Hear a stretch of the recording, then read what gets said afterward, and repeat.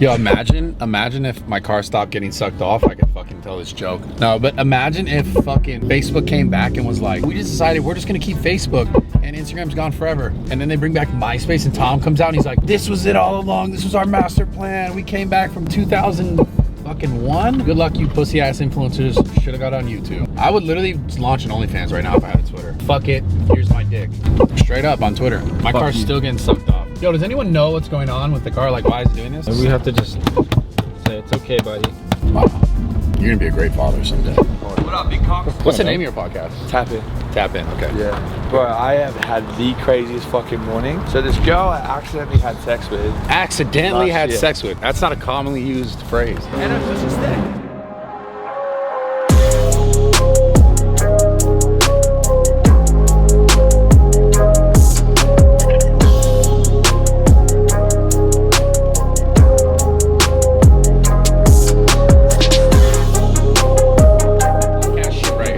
You're pretty good at slanging that cock around. Ladies and gentlemen, there was this girl that came over my house. This was a long time ago. This girl came over at 10 a.m. and I was like, oh, what were you doing last night? She was like, literally looked me in my eyes and told me she was getting ran raw by Bradley Martyn. She's just said it was great. She's like, I love like older dudes because he's in his 30s because they fuck right. And I was like, damn. So what are you doing in the fucking bedroom? How do I fuck better? I'm not doing anything, dude. How many inches you got? You're slanging that thing? Oh man, I'm above average for sure. I know that just based on stats and shit. And what's the biggest lesson that you've learned to keep relevant over all these years? Because a lot of people like disappear. Never stopping and evolving and understanding that like if you want to continue to grow like over time and you want to continue to be relevant, like you have to evolve. Imagine if I started fucking 2010, right? Someone followed me then. Now how old are they? They're like 30 something. If I started then, I know it's like, okay, the guy who's following me, he's 19. I have to continue to understand that like most of them are like, oh, I got a 9 to 5, I gotta take care of my girl and my kids and these responsibilities, so they're not on social. Yeah. Because what drives social is kids, is the younger generation. All right, we're out of here.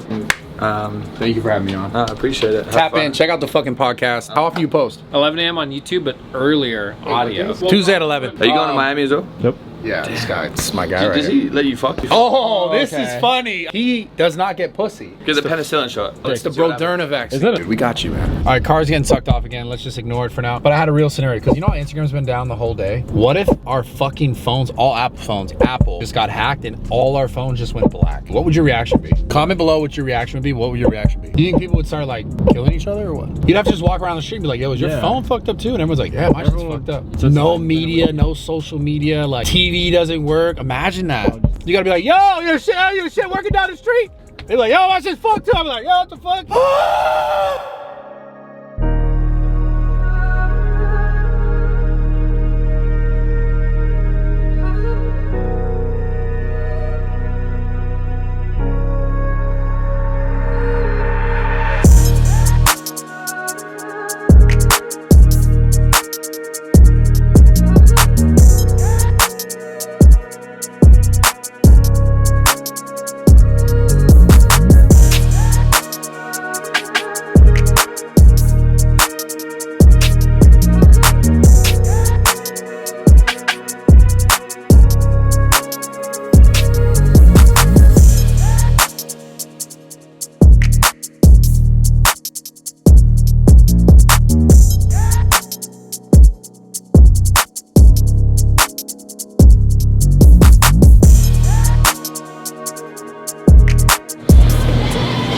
Serious? What? What do you mean what? These are protein fries. With some creatine. You know the popcorn flavoring? I got all the veggies, fruit, carbs, protein. All right, so I got two guests with me today. Introduce yourself. My name is Lauren Ringel. I'm 22. Follow me, Gains by Lolo. Also a Rock Your athlete. My name is Eva. I'm 24 years old. Anyways, they were at the gym earlier and I was like, all right, let's go get some food and let's talk about some shit on YouTube. So TikTok, as you guys know, is the most toxic app on the planet. I wanted to address this shit.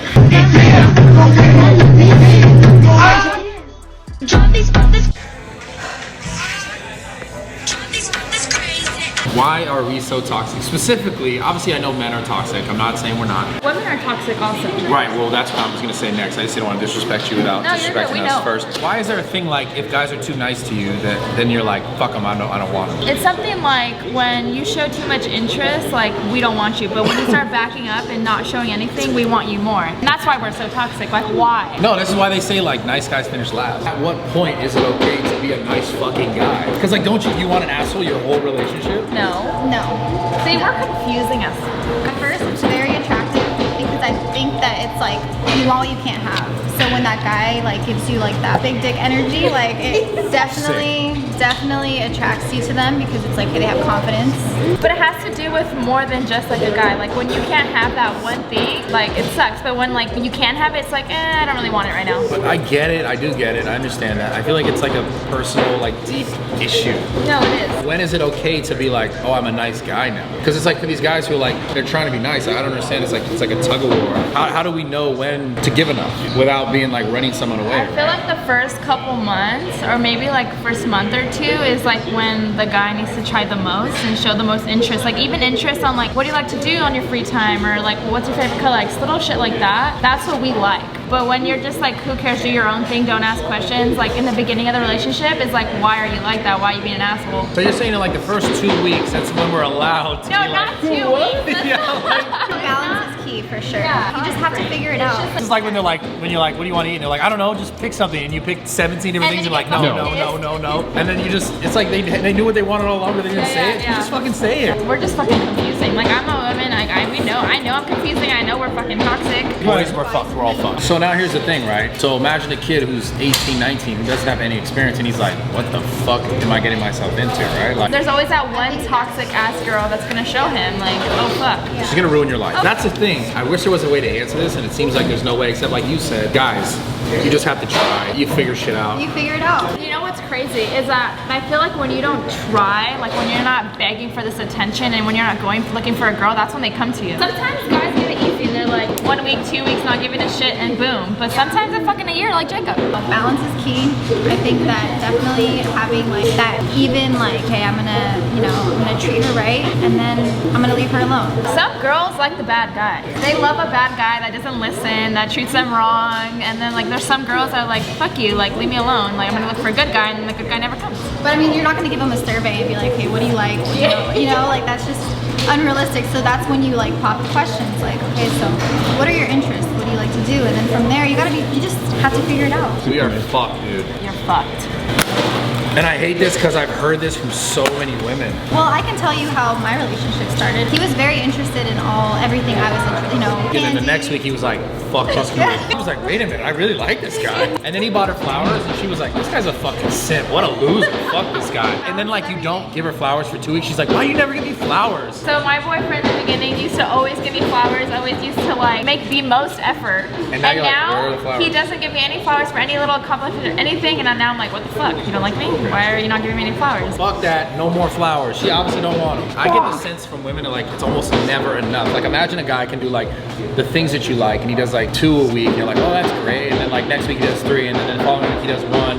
And then next week he does none and then you're like instantly mad at him as if he's never done anything in the past. Like obviously I'm not saying I don't want to do anything at some point, but like there's no rhyme or reason to like we don't know exactly how much you need of like the attention or like the gifts or like it just sounds very wandery. A lot of women love like for you to figure it out, and then they get mad if you don't figure it out. You better fucking figure it out. It's so unfair. We're like roller coasters. Some days we'll be like up here and then we go down. And then it's like, okay, what the fuck? And we don't even understand our own emotions. At times like that, I'm just like, okay, I'm not mad. I'm not talking to you right now. You're clearly mad. There you go, yeah. Just give her some space. I think that's But key. then when you give the girl space, she's like, why are you giving me space? Yeah, it's like, what the fuck? Push pull. But I think definitely being interested in what she's interested in will draw her in. And once you start showing her, okay, so what do you like so that I can provide that for you? It's a big plus. Nah, fuck him.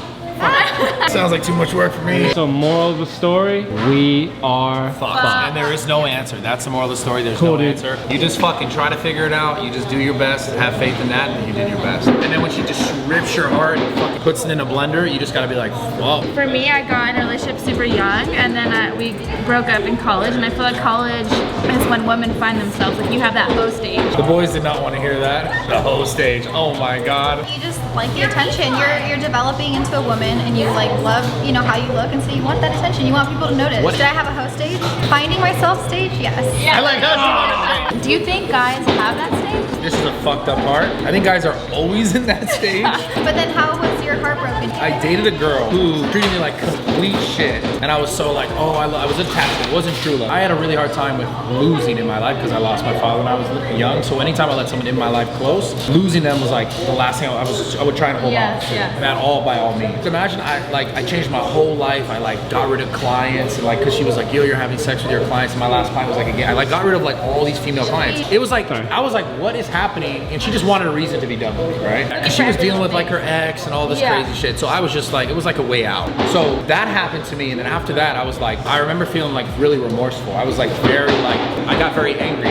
And the fact that like I let go of so much stuff to like please her, to try to make her happy. And it was like, I was like the pussy simp guy who was trying to do everything for this girl. After that, I was like, fuck every single person, fuck all these bitches, fuck everyone. I am gonna take advantage of everyone and everything. This is when I was like, might have been 20. I was like, I'm gonna take advantage of everyone. Like every single person, because I felt so hurt and I felt so taken advantage of. But I met a girl along the way right after who had her own issues, her own trust issues, her own like problems in her childhood with her father. And I met her and I took advantage of her. I was being a shithead because I was like, I'm not gonna get hurt like that again. So I kept 1 foot in, 1 foot out. And I was trying to like basically protect myself. And in doing so, I hurt her and I created all these other trust issues within our relationship that just got exacerbated like on and off in 8 years. So that was my biggest mistake, was I didn't take time to like process what I had been through before I brought another person into my life. See, a lot of guys like you know you fucked up. I'm very rational, like I completely fucked up. It was not her fault. There was things that she needed to process about her childhood and her relationships, but like I came in and did that all over again to her, and I made her not trust me in those same kind of ways. You were just hurt from your past. Yeah, imagine now 8 years with a woman that we're still doing this. So I never got time to be like, yo, what, like why do I have all these attachment issues? Why do I have such a problem with like love loss? I never fixed that. I just got into another relationship and tried to like band-aid that pain and try to move forward, and it just ruined a relationship. Learn from the past, but don't bring it with you. I think it is about time, like sitting with those things before you start involving other people. That's the key. That's why what you said, don't get in a relationship right after, is smart. Don't. TikTok literally is ruining everybody. Every fucking thing is like dividing. It's fucking crazy. It's actually nuts. Follow me on TikTok. I'm on that bitch every day. Don't be toxic. Focus on yourself, make your money. It's a learning process.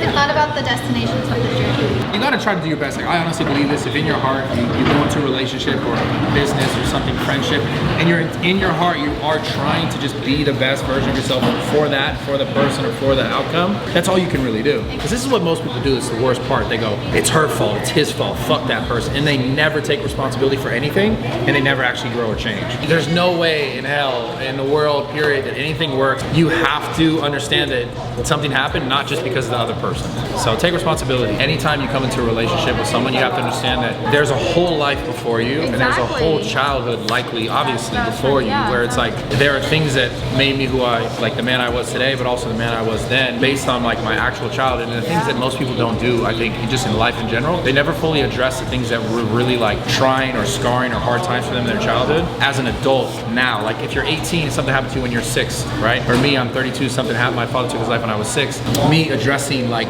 that whole situation now, I have a much better outlook on it than just being like, okay, I was 6 years old and this happened. Here's what I'm trying to say is that a lot of people, something happens to them in the past, and based on what they know then, they have an assumption or they have like a way that it's gonna make them move in their life. And then they keep like bringing that with them instead of going like, okay, over the next 5 years, what did I learn that gives me a different perspective on that thing that happened to me? 32-year-old me can look back at 6-year-old me and be like, all right, that situation wasn't because of me. So you have to like address things, obviously in the time, what do I know differently about this that can give me perspective on like how that happened or why that happened? Instead of just never like locking it away and it just affects the rest of your life.